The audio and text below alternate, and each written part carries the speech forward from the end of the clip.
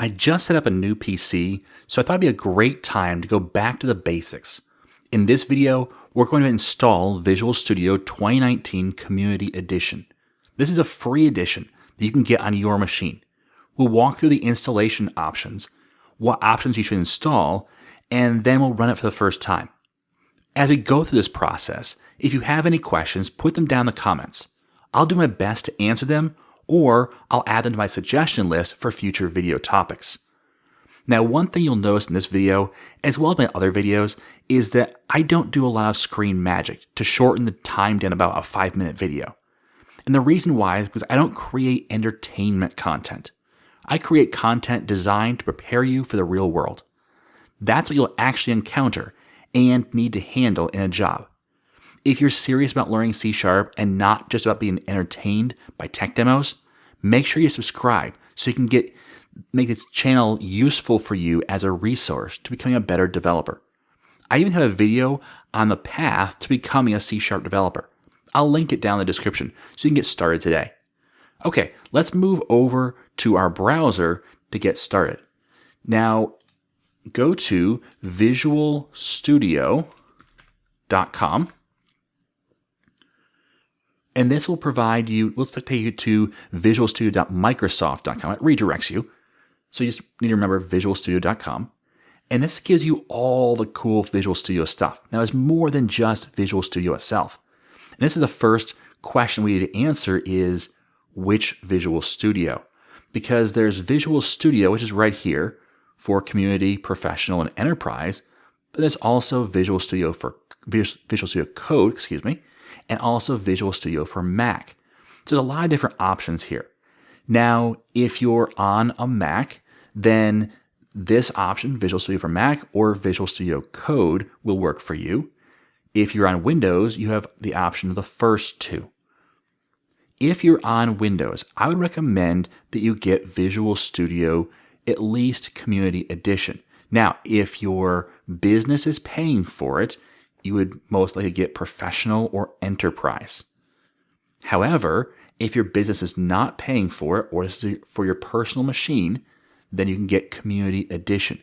Community Edition is free for individuals as well as academic users, open source users, and even small companies if the company makes not too much money. And by that meaning, I think that's $1 million a year. So if your company doesn't gross more than $1 million a year, I believe you still qualify for Community Edition.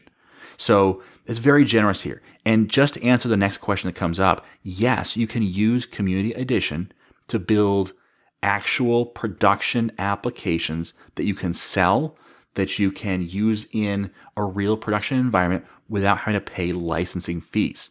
So this really is free. So that's a great place to start. Again, if you're on Windows, this is the place to start. And that's what we're going to talk about today. Now, if you're on Mac, then you don't have that option. So you go to Visual Studio for Mac. Now the question comes up, well, what is Visual Studio Code for? Visual Studio Code is a different element or different item. And what it's for is it's essentially a text editor. Now, it's a really powerful text editor. There's a lot more than just edit text documents. It can do C#, Python, C++, Java, and a host of others. But it's more about that really light environment. It's about just getting you to the actual code. It is great, and it works across the platforms so that you can use that same editor on your Mac, on your Windows PC, even your Linux machine, and it will all work the same way. The downside is it's not an IDE. So what's the difference between an editor and IDE? Well, an IDE, like Visual Studio over here on the left, this is a whole development environment. It's built around developing code, specifically developing .NET code. And so there's things in here baked right in for debugging code, for doing memory management of code, for doing testing, and all the rest. In Visual Studio Code, you add in or get plugins to do the various pieces you want to do beyond just editing text. So it's not going to be the same experience And if you have the option, I would recommend Visual Studio. Now, if your machine is slower, older, or is on a different platform like Linux, then Visual Studio Code is still a great option. I have a video on this channel for how to use that as a C# developer. But again, if you have the option, go right here and pick Community Edition. Okay? So let's start the download right now. We're going to click on Community Edition. And we'll start by downloading to our PC. You don't have to fill the survey. I'm not going to do that for this one, but I would recommend that you fill it out eventually, because when you give feedback to Microsoft, they actually listen. I know sometimes it doesn't feel like it, and they do get thousands of people giving them feedback, but they really do listen. So I encourage you, give them your honest feedback. Don't expect the world. Don't expect it because you have a problem specifically that they're going to fix that specific problem next, because there's 1,000 or 10,000 or 100,000 people asking for their own things to be fixed. But that feedback, they aggregate that and start looking at patterns and trends about what you want as a user, and they try and provide that. Okay, so you got it download. This is just the installer. It's not the full download. Okay, so what we're going to do is we're going to open that up, and it's going to give me a UAC prompt. And it says, before you get started, there's a few things you need to configure first. Okay, so first we hit continue.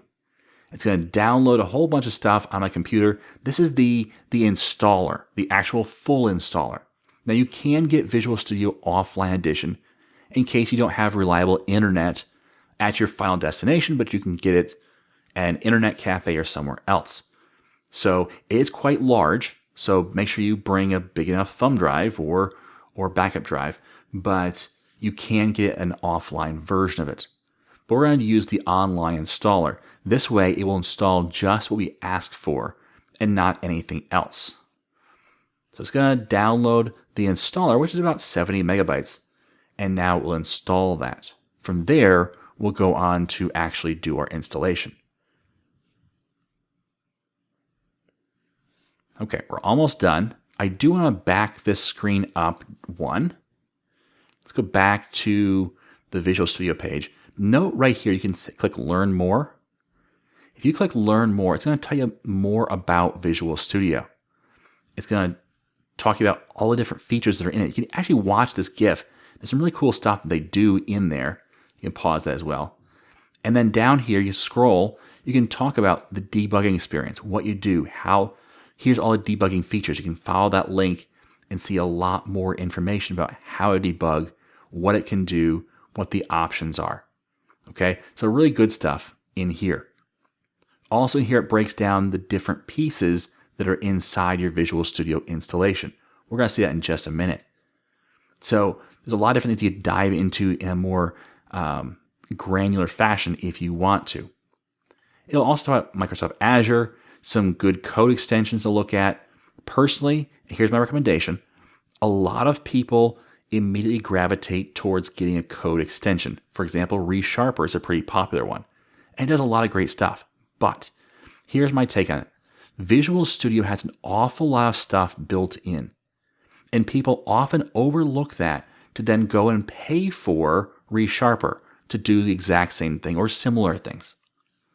I would recommend that you learn your Visual Studio first before you figure out if you need an extension to help you out with shortcuts and management and that kind of thing. Okay, so just note that there are some videos down here to get you started and help you work with different things. So a lot of great information in here you can dive into in more depth. If you go back to that main page for Visual Studio, if you scroll down here, there's even more information about the various options and cloud options and the different IDEs, as well as Visual Studio Code for Mac and more. So a lot of great stuff in here to look at. Okay, so let's minimize this window so you have just this. This is the installation window we get. Okay, so we downloaded the installer, we ran the installer, and this is what we get. Now, we have very little set up right now. There's nothing checked here. By default, you'll just get Visual Studio. You won't have all of these these extras that you want to add in. Now, the question comes up, well, why don't we just install these with Visual Studio? And the reason why is because maybe you don't want to do Python development, and therefore you don't check that box, and you don't get it. So this allows you to have a much cleaner way of choosing just what you want on your machine. Notice down in the lower right-hand corner, we see, and sorry, I can't zoom in on that really, but there's a total space required of 750 megabytes. We'll keep that in mind as we choose different options. So let's go through what these options are. Notice on the right, installation details, there's nothing under here besides the Visual Studio Core Editor. Now, depending on what you're working with, you may check various boxes or not. But here, I'll walk you through what I'm going to do. So, first off the bat, ASP.NET and web development. This is for anything web with Visual Studio. So not only ASP.NET with .NET Framework, but also ASP.NET Core for the new .NET Core stuff, as well as HTML, JavaScript, containers using Docker support, and so on. So I want to check that box. Notice on the right, it says, okay, we're going to install these tools, and here's some optional things it's going to install as well. For example, the last one on the list is LiveShare, a really great tool for sharing your screen with another individual to do pair programming at a distance, which is really great right now if you are locked in, can't work at your office, or can't work with a new team that you're hopefully working with, or even just if you want to ask a friend, say, hey, can you look over my code? LiveShare is a great way of doing that. So that's going to install that as an optional package. Notice down here the things it does not install. It does not install, for example, Windows Communication Foundation. That's WCF. WCF is not moving into .NET Core. There is an initiative to bring it over into .NET Core, but it's outside of Microsoft. They did donate the source code for the original WCF, but they are not Microsoft is not bringing it to .NET Core, but a team is working to see if they can independently. But that means that it's not getting installed by default with our new Visual Studio, but if you want to install that, just check the box and now you'll have WCF. Okay, so now notice in the lower right-hand corner, I now have 8.21 gigabytes. That's a lot of installation space, but we're installing a lot of tool here. There's a lot of Visual Studio. So don't get too excited about that. Space is cheap anymore. Now, if you don't have space, then that's a problem. But Visual Studio is going to be a big tool. And that may sound bad, and it can be some days.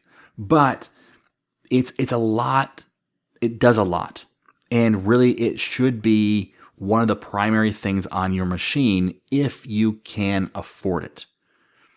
But if you can't, then you may have to trim this down a little bit and see if you can't unselect a few options to give yourself a little bit more wiggle room there. Or maybe don't check every box here. But just know it's going to be a fairly large installation. So going to the next tool here, I'm leaving WCF uninstalled. I'm not going to install WCF. I'm not going to be working with that anytime soon. So next option is Azure Development. So this is where you use your web projects primarily, and you send them over to Azure. So you have that integration to create Azure web apps right inside of Visual Studio, or work with Azure Storage right inside of Visual Studio. So I'm going to check that box. Notice it adds about 2 gigabytes. I'm not going to do Python or Node.js development, so I'll leave those 2 boxes unchecked. Now notice there is more stuff that has been added to this list. If we look under Azure Development, there is some things in here that we can add. Notice there is some overlap too. For example, WCF is here, but it's also under ASP.NET. And if you check it in one place, it's going to get checked in both places. So just note that it's not doubling up the installation. It is smart enough to know that if you install WCF in one place, you want it installed for everything. Okay, desktop development, .NET desktop development. So this is WPF, WinForms, and so on. So we're going to check that box. we're not going to check the desktop development with C++. It'd be kind of fun, I guess, but we don't really cover C++ on this channel, so we're not going to install that. Universal Windows Platform Development, or UWP. Yes, we're going to cover that, so we're going to check that box. And then mobile development with .NET. This is Xamarin. Yes, absolutely. You definitely want to start looking into Xamarin, playing with Xamarin. I'm going to have some content of Xamarin coming in probably the next month or so, where we'll look at Xamarin, because in the probably .NET 6 timeframe, we're going to have MAUI. And MAUI allows us to do cross-platform development in C# applications for the desktop, not just for the web and console. Well, that cross-platform desktop development will come through what is essentially Xamarin. They're going to bring those tools in and elevate them and escalate them to allow them to create some really great desktop environments cross-platform. So learning Xamarin now, Xamarin Forms especially, because it's kind of the easiest one, but that will allow you to start understanding how that ecosystem works in preparation for that cross-platform, cross-device applications. Mobile development with C++. I'm going to leave that alone. Game development with Unity. If you're a Unity developer, obviously you check that box. I am not. I would like to get into it, and at some point I probably will, just for fun. And I'll probably share some stuff on this channel for it as well, but that's not going to be for a while, so I'll leave that unchecked. Same with game development with C++. This is where some people will skip some steps and miss some cool stuff. Data storage and processing. This is how to connect, develop, and test data solutions with SQL Server, Azure Data Lake, or Hadoop. Check that box. Let's come up here and shrink down that and come down here. Notice that one of the first options checked here is SQL Server Data Tools. This they can develop SQL Server databases in a way that allows you to put the database into source control and have an upgrade process for your database that works right alongside your upgrade process for your source code. Really great stuff. I have some videos on this channel for that. I definitely recommend it. Now, data science and analytical applications, we're not going to do that, but that's where you're going to get into Python, F# for creating data science applications, modeling, those kind of things. We're not going to get into there. Visual Studio extensions development. So you actually want to create applications that extend Visual Studio itself. This is where you would do that. You could check that box right there. I'll check it. Notice the difference. We're getting pretty high now, almost 26 gigabytes. But the difference is about 0.18 gigabytes or 180 megabytes. So there's not much there, but it does allow you to extend Visual Studio. And I want to get into that at some point and show that off, because there's some really cool stuff you can do there. Office and SharePoint development using Vistos and so on. So that's another great little tool for extending your environments. Linux development with C++, we're going to skip anything C++. So we're going to skip that one. But .NET Core cross-platform development using .NET Core, ASP.NET Core, HTML, JavaScript, and containers using Docker. There's some overlap here in some of the stuff that it does, but we do want to check that box and make sure we have that cross-platform development so we can do some really cool stuff with our applications. So that's my installation.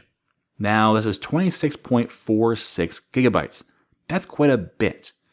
Like I said, Visual Studio is large, but at the same time, I chose most of the options. Not all of them, but most of them. So that's what it's going to be to install Visual Studio Community Edition. If you don't have the hard drive space, you're going to need to free some up in order to get Visual Studio installed. Again, if you wanted to focus on just web application development, you might check the first two boxes and maybe this last box and get away with about 12 or so gigabytes. You can really cut down this size. And If you decide later on that, you know what, I really need desktop development, you can come back and check the box later, and I'll show you how to do that. So you don't have to get locked into whatever you install now. You can come back and modify it later. Now, note down here location. This is where it will install my Visual Studio. Right now it's in Program Files x86 Microsoft Visual Studio /2019/community. If you wanted to, you could change that, but we're not going to change that. Notice it goes to the last tab here. So Workloads is first. We have 3 more tabs. That just takes us to the last tab, and we'll see that in a minute. Individual components. There's a lot of stuff on this list. What this is we've got our workloads, which are basically our big buckets.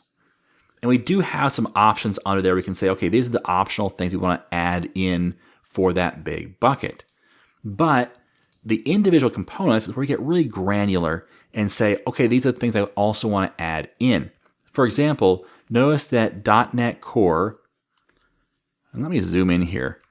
There we go, that's better. So .NET Core 2.1 is checked, even though .NET Core 3.1 is also checked. Why is that? Well, these are the long-term supported versions. Notice that .NET Core 2.2 and 3.0 are not checked because they're both end of life, meaning that they're not really supported anymore for a long-term support. Now, you may look at this and say, well, that's kind of scary because Microsoft's changing in versions so fast and they're getting rid of versions that were just so recent. But what Microsoft does is they create a long-term supported version. And that's always the first version. Well, for now at least, it's going to change probably to .NET 5, but it's always the first version, the first minor version after the major version. So 2.0 came out, and that was a more rapidly evolving version, but 2.1 became the long-term supported version. And then 2.2 and 3.0 came out. Neither of those was one after the major version change.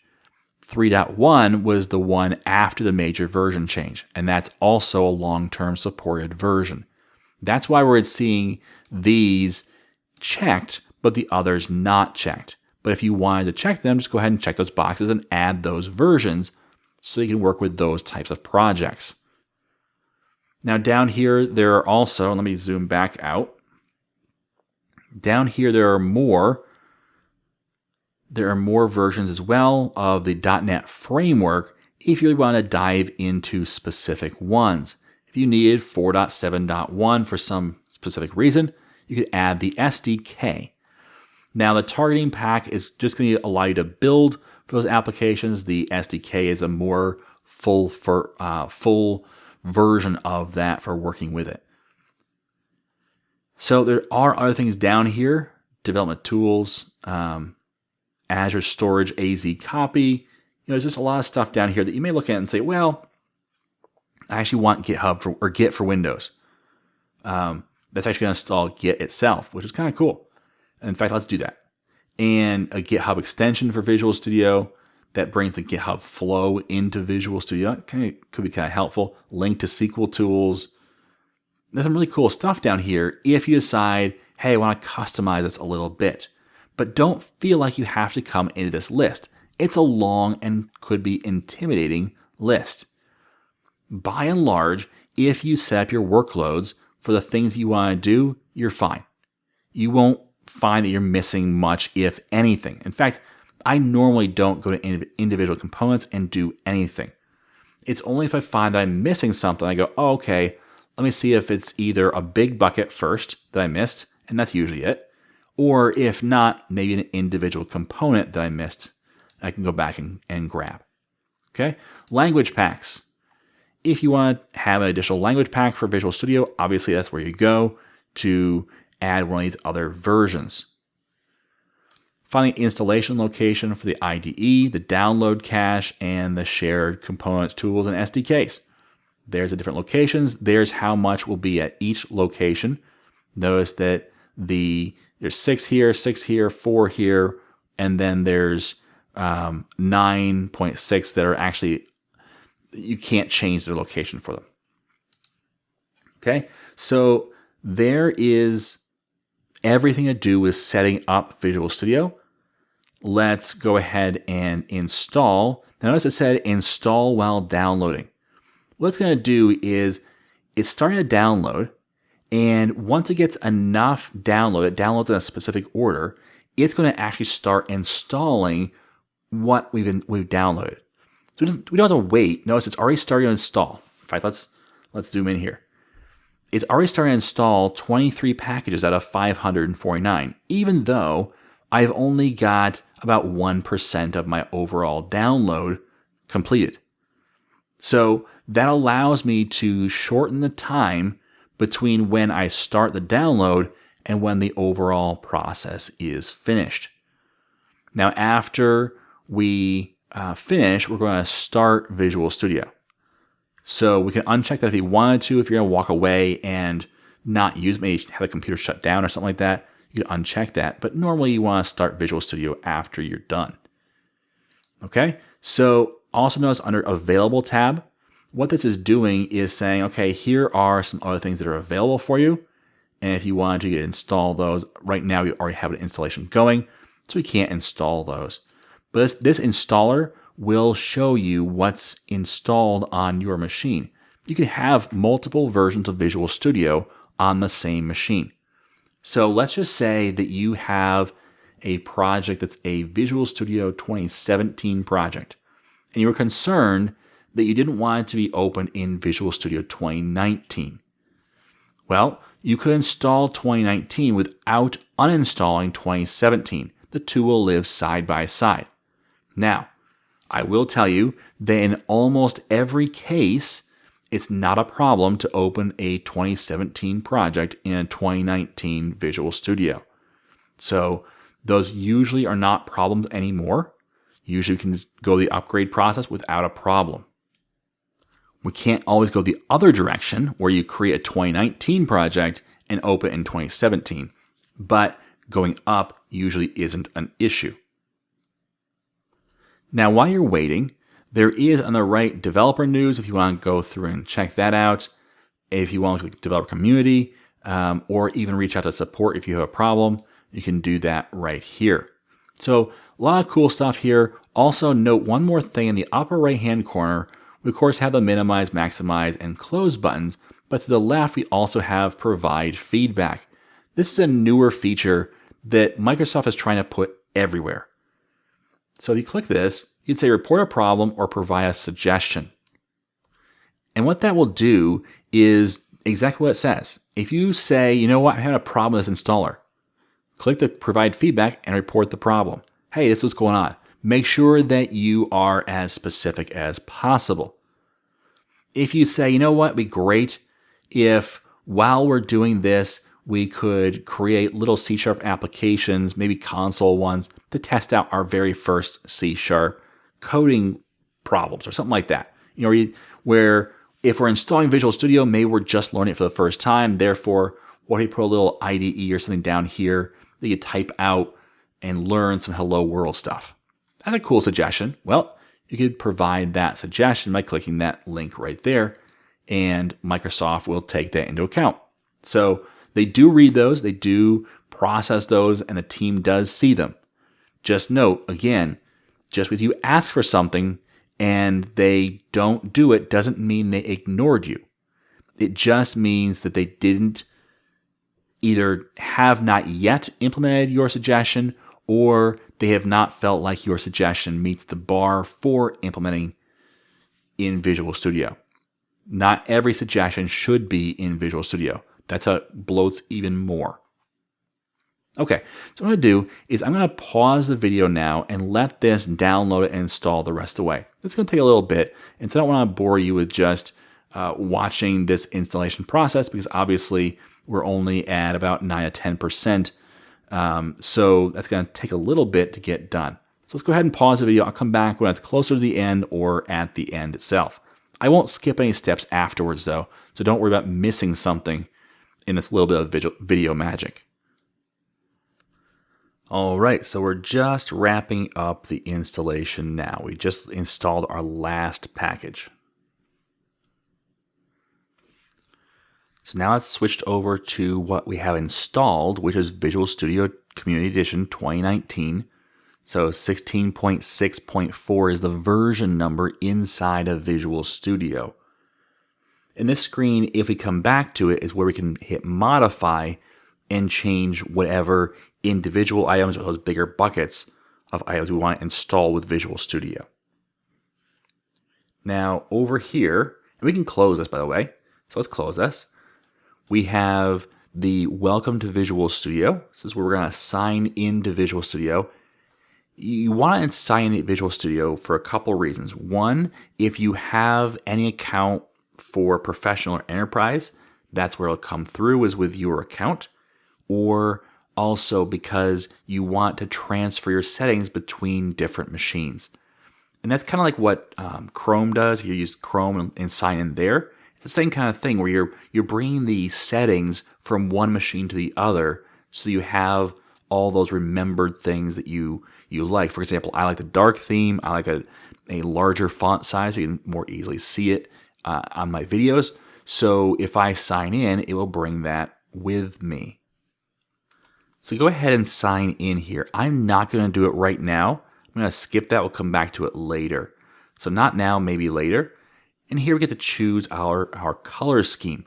I prefer the dark theme, not only for my development, but also for my videos. And one of the reasons why is because I find that on a computer screen, it makes it easier on your eyes to have a dark theme. And when it's on a projector, it's easier on your eyes to have the light theme. So that's what I've found. Now, different people have different perspectives. Different people have different views, literally, on it. So you may like the light theme. That's fine. But I'm going to choose the dark theme. You can always change this later.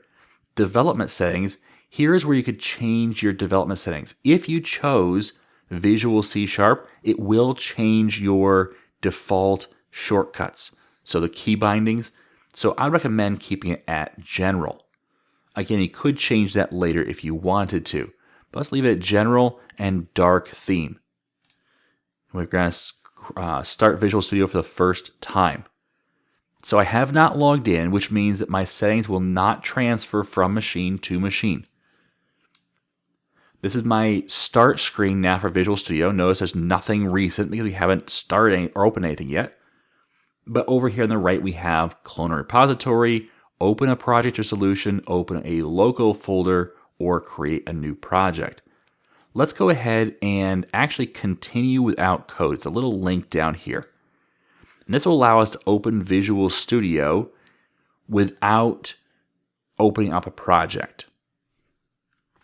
Now my fonts are kind of small, and they're smaller than normal because of the fact that I have not brought my personal preferences in to make these larger. But in the lower right hand corner, you notice this little bell icon, and there's 3 notifications. If you click on that, you will see there's actually already updates available. So if we click on more details on any of these updates, if it's an add-in update, then it will take us right here and allow us to update all of these things. Notice that Live Share is an update, so is Azure, Data Lake, and ML.NET for machine learning. So we hit update on all of these. What's going to happen is it will download all 3 of these, but then it will wait to update until after we restart Visual Studio. Now you don't have to update these, but I like to keep them updated while I am not actively working in a project.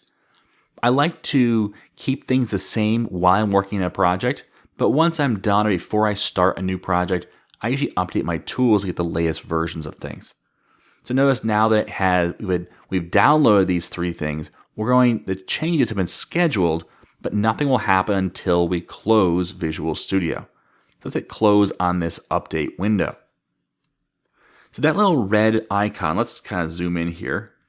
This little red bell, or this bell icon with a red 3 here, if you see this has a number here, if it has some kind of number indicator saying there's something there, make sure you click on it and look to see what it is, at least even if you don't decide to go ahead and do the update. You can also go to Tools, and in here, one of the options you have is Get Tools and Features. Now this brings up a UAC dialog, which is that security dialog. And then you get this window right here. This looks familiar, right?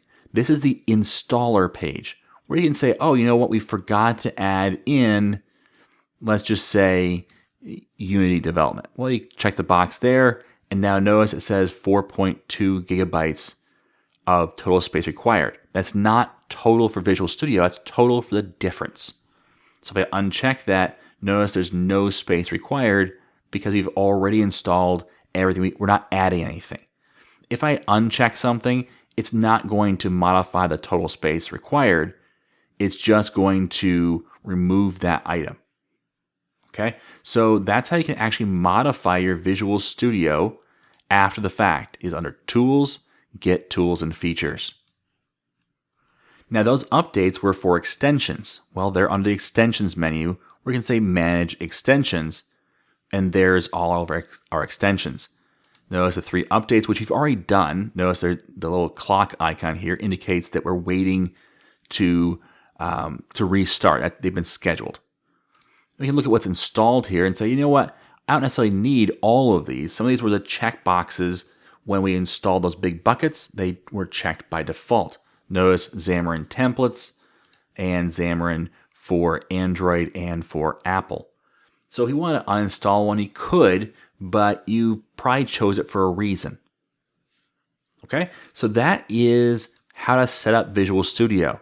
Now what I'm going to do is I'm going to log in here. So I click on the little sign in. I will sign in, and then I'm going to have all of my settings brought in. But if you want to modify your settings for the very first time, go to Tools, Options, and then in here you can start making modifications to how Visual Studio looks and acts. Notice I've got the dark theme. That's where you can change that. And then down here under Accounts, you can look at the different accounts you have associated. For example, your Azure account. But then down here, fonts and colors, this one's a little bit less intuitive than I'd like. But what it is it allows you to choose the settings for the different locations. Notice there's a lot of them. But for example, the text editor. Well, the text editor currently is font size 10. Well, if I change it to 16, and I come down here to all text tool windows and change that to also be 16 and hit OK. Some things will change, but notice these are still tiny. Well, you go back there and go back to fonts, and you should be able to find menu items in here somewhere, and you can choose those and make the font size larger. All watch, local, and auto tool windows, that's possible. There are plugins to allow you to change the font size for everything, mostly, to be larger or smaller. I will say that Visual Studio likes to have the font size be the default. So for certain dialog boxes and other things, it will not look as good. It'll run off the edge. You might have to resize the dialog box if you can in order to see the whole dialog, just because it's designed to be one size. Not ideal. They are working on it. They are making improvements in that area, but just note that that is the case if you do adjust the font size. Now that's about it for getting installing Visual Studio. But if you want to learn a little more, if you want to go a little further with this and get started with C# or learn a little bit more about how this IDE works, you can go back to your browser and go to iamtimcorey.com. And in here, these are my courses normally that you would purchase. Notice there's a price tag associated. But if you go to all courses, this Foundation in C# course series, this is the place I tell everyone to start. So if you're learning C# or you want to fill some gaps in, this 10-part series is the place to start. But if you come down here, notice you can get all 10 parts individually.